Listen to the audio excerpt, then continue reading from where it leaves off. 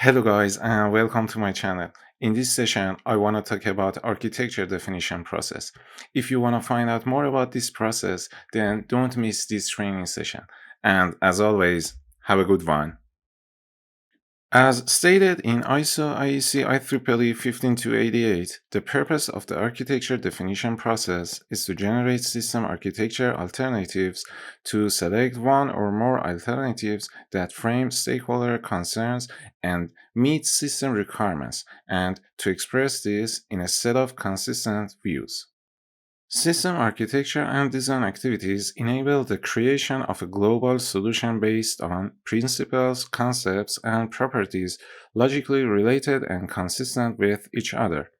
The solution architecture and design have features, properties, and characteristics satisfying as far as possible the problem or opportunity expressed by a set of system requirements, traceable to mission or business and stakeholder requirements and lifecycle concepts, for example, operational, support, and are implementable through technologies, for example, mechanics, electronics, hydraulics, software, services, procedures.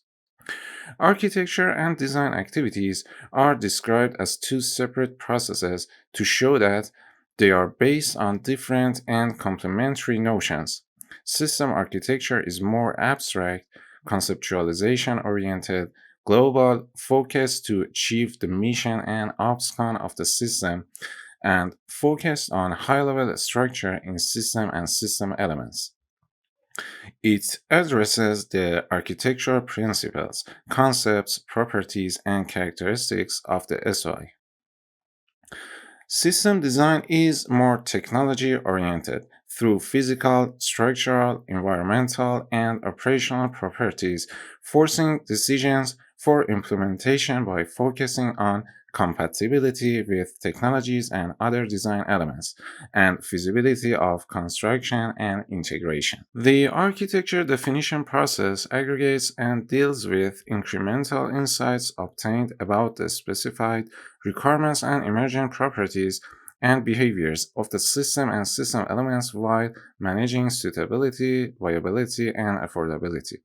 The design definition process uses the artifacts of the architecture definition process, for example, architecture description, feasibility analysis, system balance traits, and weighted requirements. The architecture definition process is used to create and establish alternative architecture through several views and models to assess the properties of these alternatives supported by the system analysis process and to select appropriate technological or technical system elements that compose the system. An effective architecture is as design agnostic as possible to allow for maximum flexibility in the design trade space.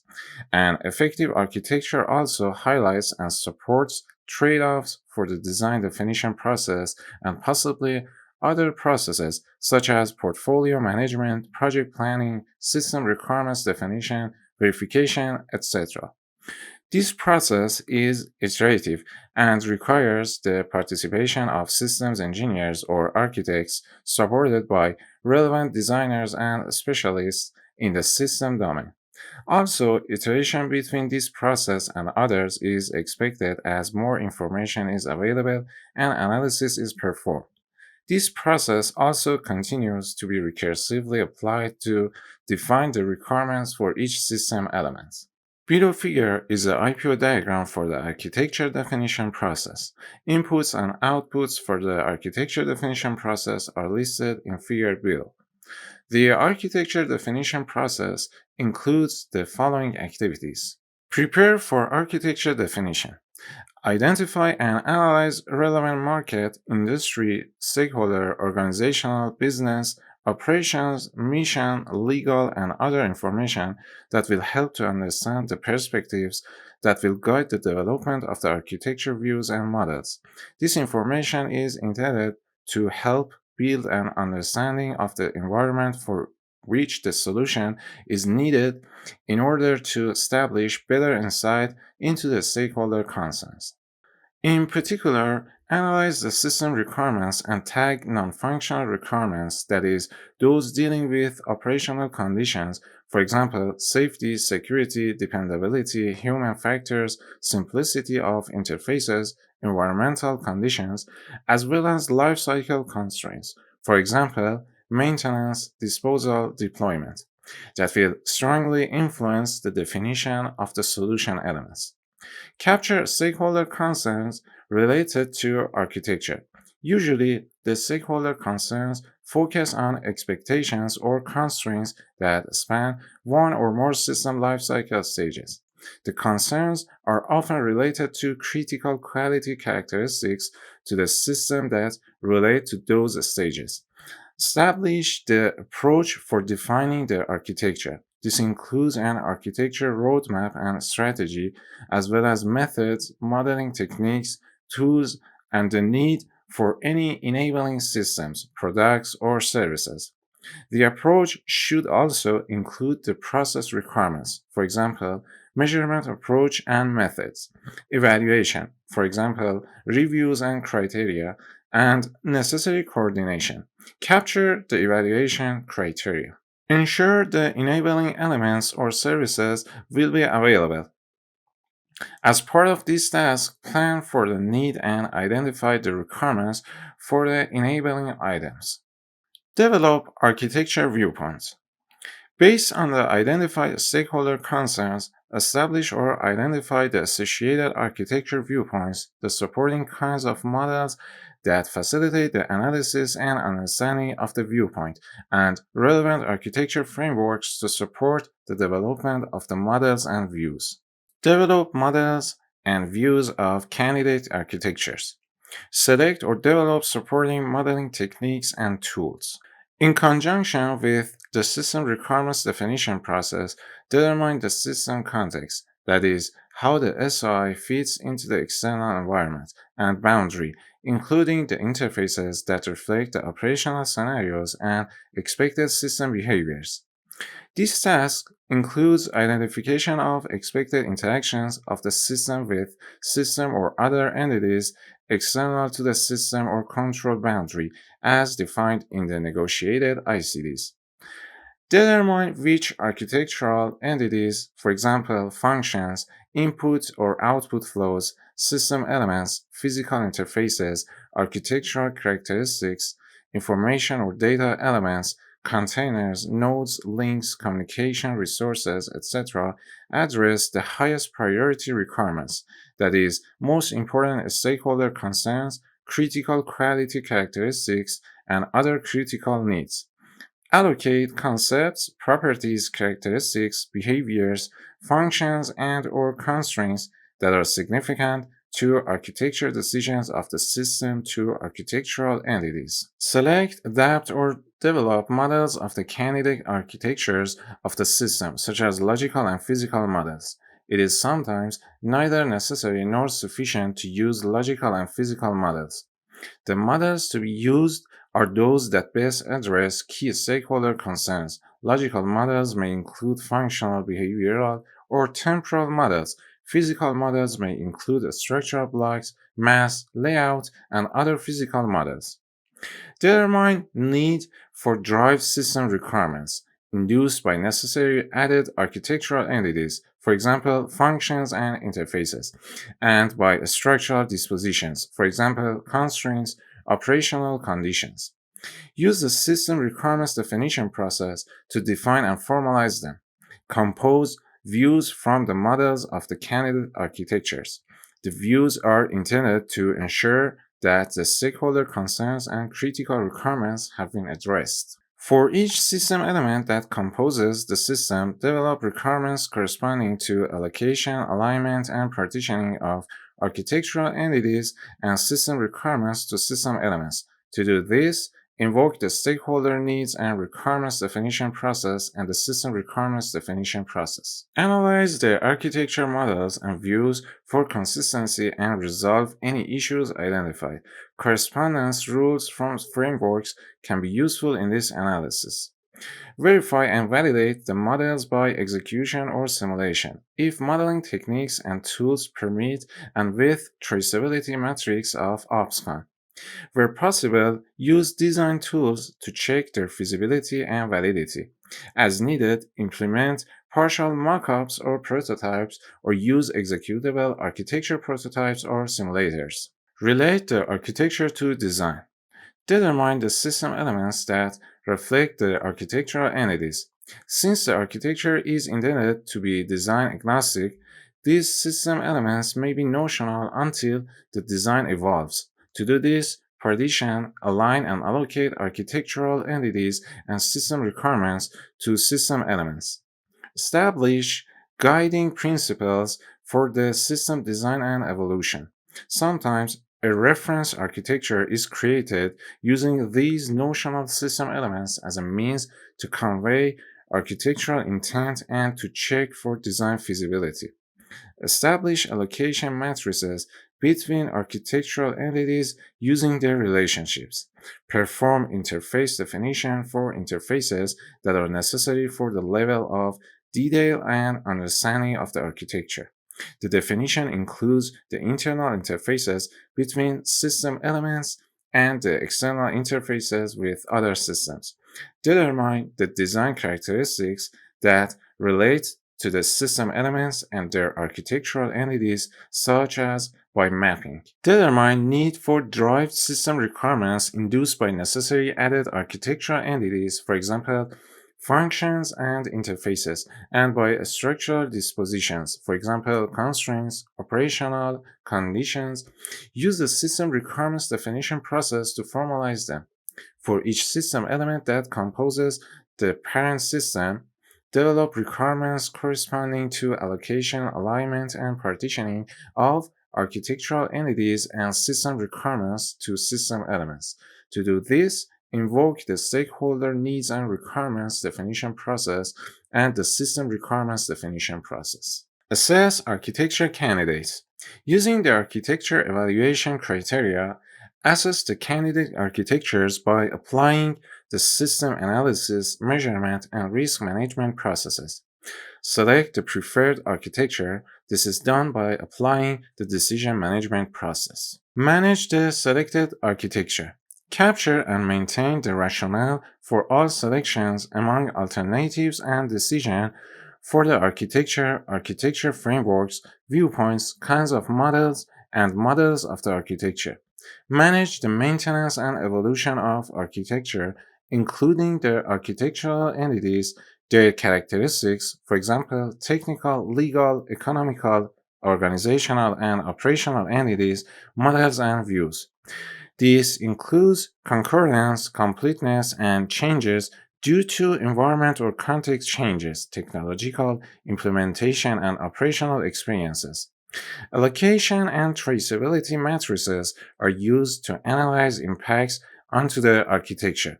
The present process is performed at any time evolutions of the system occur.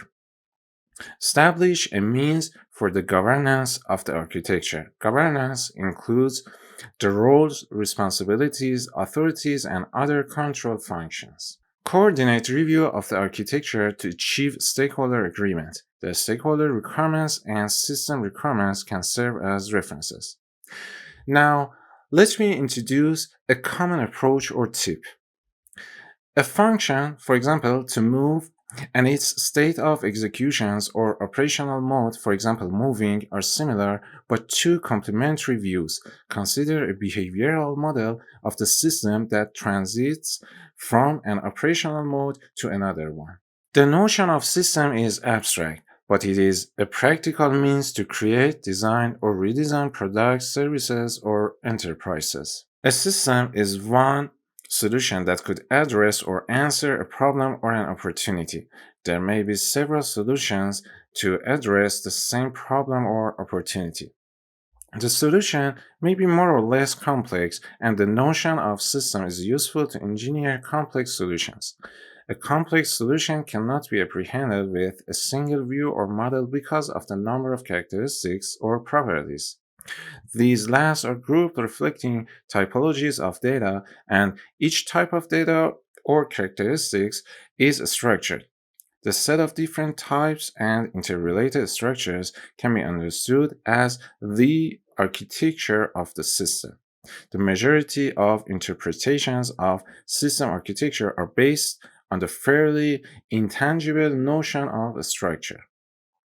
Therefore, the system architecture is formally represented with sets of architectural entities such as functions, function flows, interfaces, resource flow items, information or data elements, physical elements, containers, nodes, links, communication resources, etc.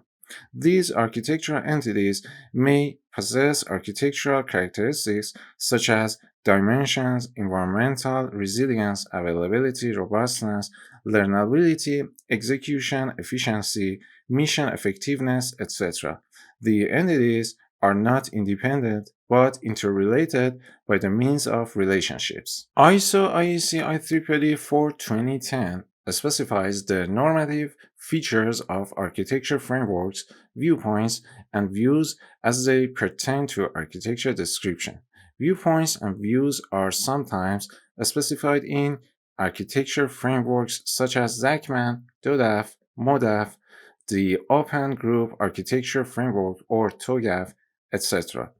Views are usually generated from models. Many SE practices use logical and physical models or views for modeling the system architecture.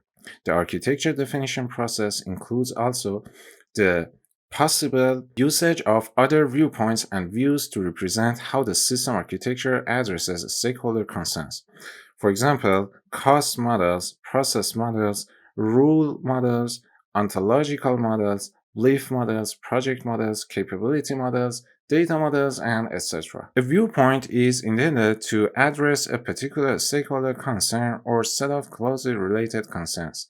The viewpoint will specify the model kinds to be used in developing an architectural view that depicts how the architecture addresses that concern or set of concerns. The viewpoint also specifies the ways in which the models should be generated and how the models are used to compose the view. An architecture framework contains standardized viewpoints, view templates, meta models, model templates, etc., that facilitate the development of the views contained in an architecture description.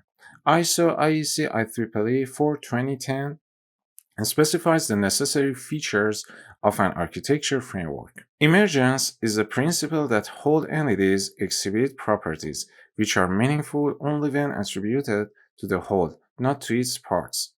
Every model of a human activity system exhibits properties as a whole entity that derive from its component activities and their structure, but cannot be reduced to them.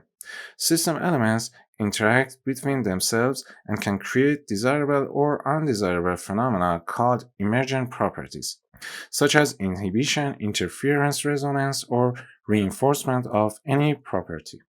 Definition of the architecture of the system includes an analysis of interactions between system elements in order to prevent undesirable properties and reinforce desirable ones. The notion of emergent property is used during architecture and design to highlight necessary derived functions and internal physical or environmental constraints. Corresponding derived requirements should be added to system requirements baseline when they impact the SOI. The architecture plays a very important role in a product line. The architecture in a product line spans across several design variants, providing a cohesive basis for the product line designs by ensuring compatibility and interoperability across the product line. The notion of interface is one of the most important items to consider when defining the architecture of a system. The fundamental aspect of an interface is functional and is defined as inputs and outputs of functions. As functions are performed by physical elements, inputs or outputs of functions are also carried by physical elements called physical interfaces. Consequently, both functional and physical aspects are considered in the notion of interface. Examples of system elements and physical interfaces are shown in below table. A representation of an interface in below figure shows the function send located in one system element, the function receive located in the other one, and the physical interface that supports the input or output flow. In the context of complex exchanges between system elements in information technology systems, a protocol is seen as a physical interface that carries exchanges of data. Coupling matrices, also called n-squared diagrams, are a basic method to define the aggregates and the order of integration. They are used during architecture definition with the goal of keeping the interfaces as simple as possible. Simplicity of interfaces can be distinguishing characteristics and a selection criterion between alternate architectural candidates. The coupling matrices are also useful for optimizing the aggregate definition and the verification of interfaces. Defining a physical structural model of the architecture of a system consists of identifying system elements capable of performing the functions of logical models, identifying the physical interfaces capable to carry input or output flows and control flows, and taking into account architectural characteristics that characterize the system in which they are included. The term allocation does not mean just to allocate logical entities to existing system elements. Partitioning and allocation means to separate, gather, or decompose logical entities into partitions and then to make the correspondence between these partitions and potential system elements. The system elements either exist, reusable, repurposed, or purchasable, can be developed and technically implemented. Non-functional requirements and/or architectural characteristics are used as criteria to analyze, assess, and select candidate system elements and logical partitions. Examples of assessment criteria include similar transformations within the same technology, similar level of efficiency, exchange of same type of input or output flows, for example, information, energy, materials, centralized or distributed controls, execution with close frequency level, dependability conditions, environment resistance level, and other enterprise constraints. The goal of the architecture definition process is to provide the best possible architecture made of suitable system elements and interfaces. That is, the architecture that answers at best all the stakeholder and system requirements depending on agreed limits or margins of each requirement. The preferred way to do this is by producing several candidate architectures, analyzing, assessing, and comparing them, and then selecting the most suitable one. Candidate architectures are defined according to criteria or drivers in order to build up a set of system elements. For example, separate, gather, connect, and disconnect the network of system elements and their physical interfaces. Criteria or drivers may include reduction of the number of interfaces, system elements that can be tested separately, modularity, that is, low interdependence, replaceability of system elements during maintenance, compatible technology, proximity of elements in space, handling, for example, weight, volume, transportation facilities, and optimization of resource and information shared between elements. Viable candidate architectures have to satisfy all required features, for example, functions, characteristics, after trade offs are made. The preferred architecture represents an optimum such that the architecture and design match the complete set of stakeholder and system requirements. This proposition depends on stakeholder and system requirements being feasible and validated, and that feasibility and validation are demonstrated or proven. Assessments, studies, mock-ups, etc. are generally performed in parallel with architecture and design activities to obtain proven requirements. Architecture definition activities include optimization to obtain a balance among architectural characteristics and acceptable risks. Certain analyses, such as performance, efficiency, maintainability, and cost, are required to get sufficient data that characterize the global or detailed behavior of the candidate architectures with respect to the stakeholder and system requirements. Those analyses are conducted with the system analysis process and as specialty engineering activities.